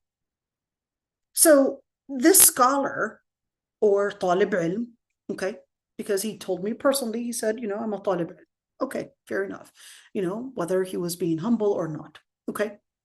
This طالب علم or scholar, to give him respect, okay, for all the contribution that he had done, he basically had said that it makes no sense. That's exactly what he said. It makes no sense to say that a woman should not be beautifying, shaping her eyebrows or changing the eyebrows or doing anything with the eyebrows, because a woman is supposed to be beautifying herself to her husband. It makes no sense. That's the word that he used. Just to use this is really a representation of lacking fiqh. Lacking fiqh. All scholars in al-Mundhir, basically, Ibn al-Mundhir, sorry, had actually said, scholars unanimously agreed that nums is haram. But they had different interpretations on the amount of nums that is haram. Okay, what is a nums? Does a nums mean removing any facial hair, like al-Badri had said? Or is a nums to remove just the eyebrow hair, move it completely and use probably ink, tattoo, whatever it is, and remove that? Or is a nums to remove any hair around or near the eyebrow hair? Or is a nums to shape the eyebrow itself? Or is a nums to remove even part of the eyebrow hair and leave like small fine line of eyebrow hair? Or is a nums to let a small area of hair and the rest basically to remove it? Differences of opinions between scholars, but they all agreed that a nums is haram. What is the limitation of it? That's what they had different opinions on. But to say it doesn't make sense as a methodology to prove or disprove a ruling in fiqh is actually dangerous, because we don't use what we might claim as common sense, or it doesn't make sense. That's not the evidence. Allah subhanahu wa ta'ala says, وَمَا كَانَ لِمُؤْمِنٍ وَلَا مُؤْمِنَةٍ إِذَا قَضَى اللَّهُ وَرَسُولُهُ أَمْرًا أَن يَكُونَ لَهُمُ الْخِيَرَةُ مِنْ أَمْرِهِمْ. It does not befit for a believing man or a believing woman, if Allah subhanahu wa ta'ala decrees a matter, that they would have their own opinions, basically not making sense as a way to respond or to refute or to reject a certain statement. It's not what khiyara, what choices or what opinions you might have on this or that statement. You go back to the text, you go back to al-wahi. But then we'll get into, let's call it a scrutiny of trying to see the etymology of nama, sa, what does it mean in Lugha Arabiya, etc., all of that. That's a different research. But what is important is the methodology that we use in scrutinizing and researching what makes a ruling is not based on what makes sense to me or to you, because that's always going to come with a number of different biases. So to use as not making sense as a methodology is actually dangerous, because we could go on and on and on, and it doesn't make sense to this and this, and then confuse the al-illa and al-hikmah. Confuse that some scholars like Tahir ibn Ashur, he basically said al-hikmah, he didn't say al-illa. And that's basically because he's not specialized in fiqh. He confused al-illa and al-hikmah, and then went and said, well, Tahir ibn Ashur said that the reason why whether we're speaking about tattooing, or whether we're speaking about nums, or whether we're speaking about braiding the teeth, that it's haram is because it was the practice of the prostitutes at the time. Tahir ibn Ashur didn't say that was al-illa, that was al-hikmah. Huge difference, huge difference. But obviously, he's not specialized in fiqh, and he could easily fall within this trippy, within this, let's call it tricky area, and he might trip in it. There's a difference.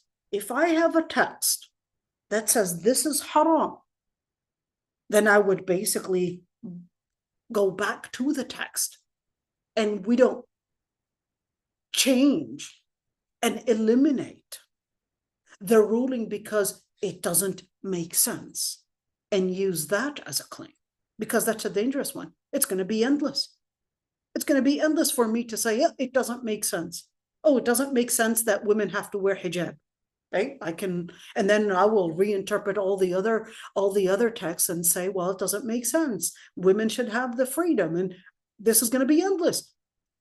Studying the methodology of how we read the text, how we research, how we understand it, whether in fiqh, tafsir, or aqidah, is actually deen.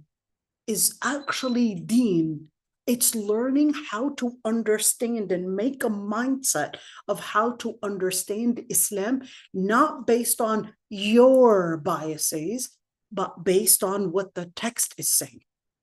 So the whole idea, who Azar is, what is it, the name of an idol? Was it the name of Prophet Ibrahim's father, etc.? That's not the key thing. The key thing is to understand the methodology that we use in making tafsir, and it's not based on our personal interpretation. Because what worries me is when in our society we have women that studied in all fields, but when it comes to studying Sharia, unfortunately it becomes something that is a marginal thing. And unfortunately, not only a marginal thing, even when you look at those that are put at the forefront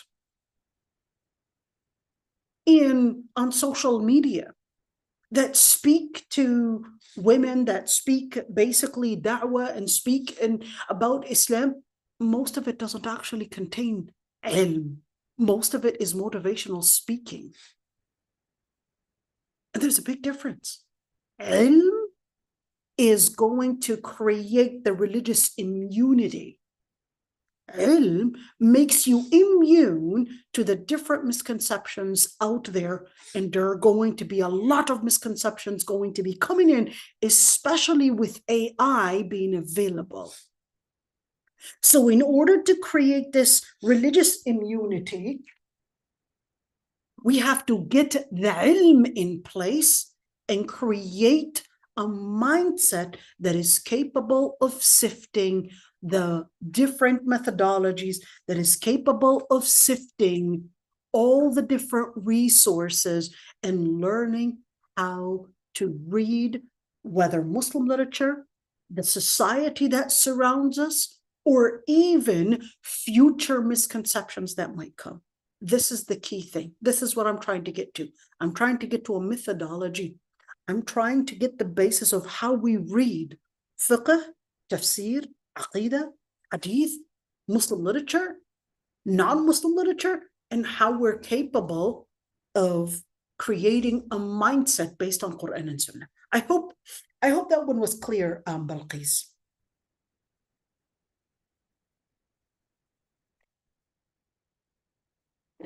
I know, Balqis, you don't disagree with me. I know you weren't, what you said was absolutely right. And, I absolutely do not disagree. Not at all. yeah, absolutely. I'm sure. But some might misunderstand it. But that's what I'm trying to get to. If I were to teach a class, I would teach usul al-fiqh, and I would teach usul al-hadith, and I would teach usul al-tafsir. Those would be the fundamentals of learning how to create the foundation of how we learn Islam.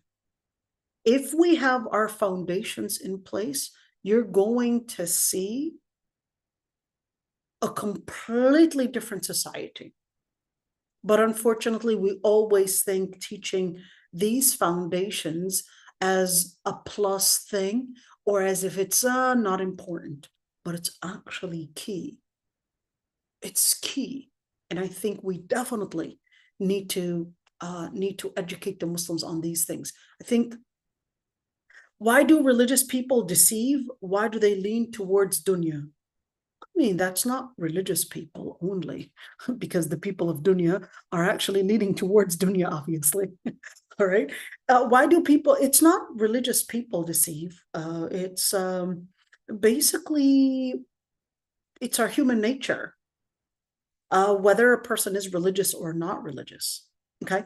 Whether a person is religious or not religious, they're going to find different ways to basically please their pleasures and get to their pleasures. So they don't want to feel guilty about it. So they will basically use, sometimes confuse interpreting the principle, and sometimes they will use different ways to reinterpret the principle because they don't want to appear hypocritical. So they will reinterpret the principle or reinterpret their behavior to make it seem like it's going in alliance with the principle.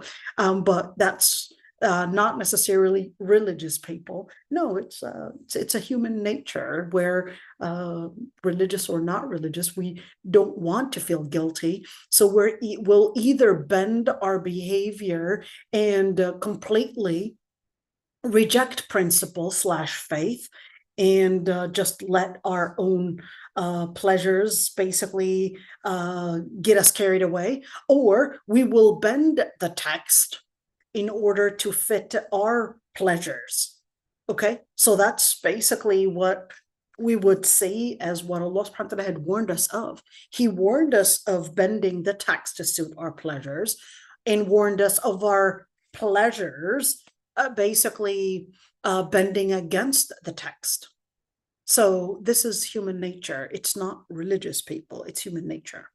Okay, and yeah, you will see hypocrisy in all faiths. You will see hypocrisy even in atheism, and you will see, yeah, even when you talk to an atheist and you start debating with them on the implications of atheism and all of that, and free will and all of that, they will sometimes, of course, they will sometimes, in support of I guess their own personal I guess ego at that moment, they will sometimes not admit that a certain argument is strong enough to refute what they had claimed, but it's because their ego and their arrogance is basically there. So is this a type of hypocrisy? Yes. Is this a religious person? This isn't a religious person. This is basically a human nature.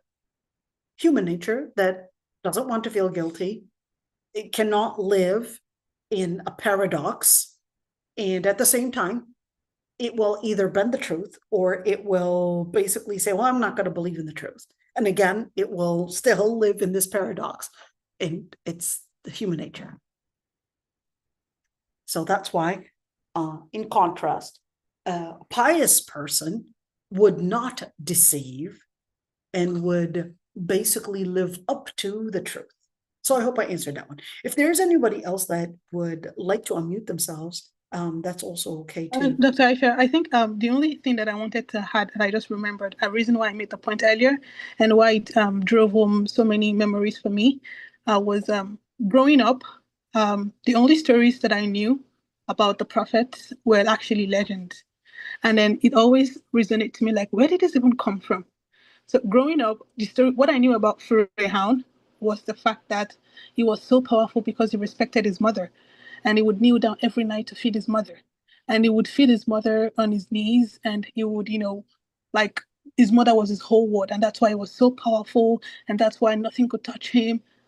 So then after I grew up and then I was learning about Islam and all of that, my question was, where did these stories actually come from? They're definitely not in the Quran. And I think that's why I'm glad for like classes like this that would shed more light on where the stories that are not in the Quran are actually coming from. So I don't know if you understand what I'm trying to say. Like it kind of No, sheds a light. I absolutely agree with you. Yeah. And that's why I'm mentioning these stories in the books of Tafsir, and wanted to let you actually see these stories and see see the origin and all of that, just to help us, I guess, relate not only with the theme, but also recognize how we read these stories, how we interpret them, and where they come from. I also want to answer the question where these stories are coming from. Should I even consider these stories? Should I at all teach it to my kids or me learn it, or etc.? I personally feel that embedding these stories in the Muslim literature had caused us more harm than benefit. Because the second that we get infatuated with the wrong stories, then once we grow more mature and we recognize that these stories are not actually valid, little by little, you will see that idea that religion is based on fables, that it's based on methodologies, or it's based on basically myths and all of that. And then this is where we had some, especially boys, actually turn away from Islam, because in the Sunday Islamic school, they were basically taught these stories as being the prophet stories, and basically these references that they would go back to. And then later on, when they grew older, they thought that's what the religion is all about. That the religion is all about these stories. I learned these stories, and these stories turned to be nothing but myths and nothing but fables. And therefore, the conclusion that they'll get to, then therefore there's nothing factual about the religion. Everything is all based on some stories that are fables, and this is extremely dangerous.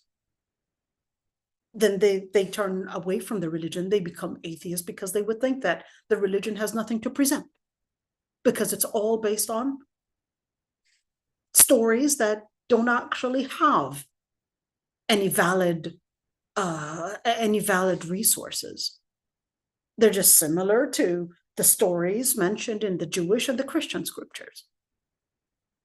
And I'm here to basically expose that, we're capable of scrutinizing even within the Muslim literature, we're capable of exposing which of these stories, which of these reports is valid and which of them is not valid, and we're capable of actually sifting these resources and creating a methodology of tafsir that goes back to the actual Quran and Sunnah without all these different additions, even if they may exist in some of the Muslim literature. I'm trying to create a foundation of how we read our scriptures, our literature, our basically the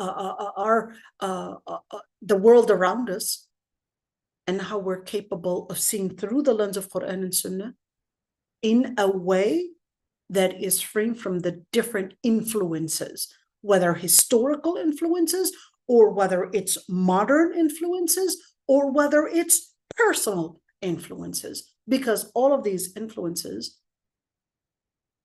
will affect us. And we would think that we're basically putting an objective interpretation. So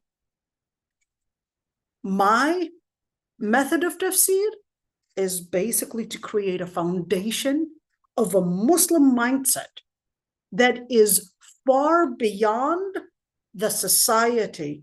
I think it's important that we mature from just doing our religious classes, from making it as a motivational speeches type of thing, to going farther and creating a mindset that is capable of scrutinizing the misconceptions that surround us, scrutinizing ourselves, and scrutinizing the world around us, and basically making us mature in the way that we relate to religion, and the way we relate to the society, and the way we relate to basically the different scriptures or even the different literature.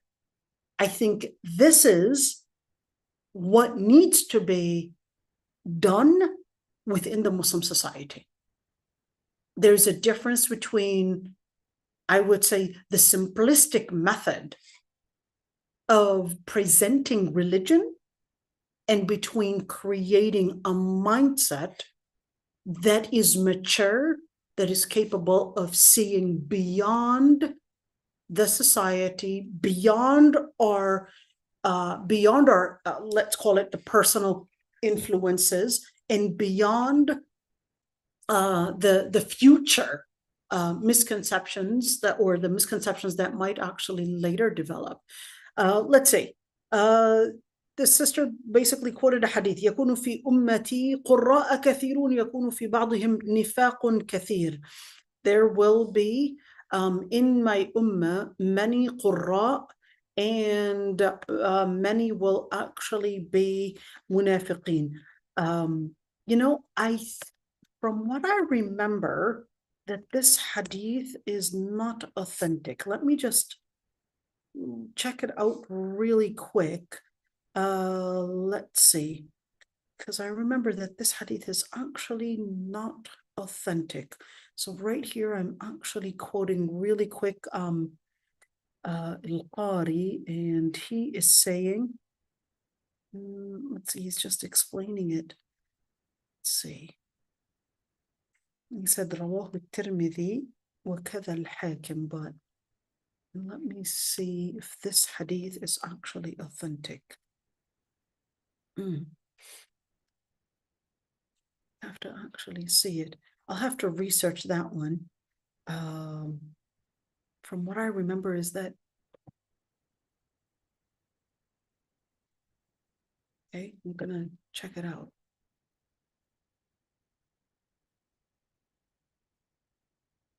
Okay, I'll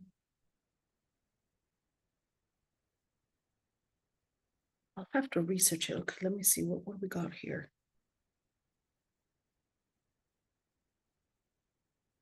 I think it is actually weak. This is what I remember.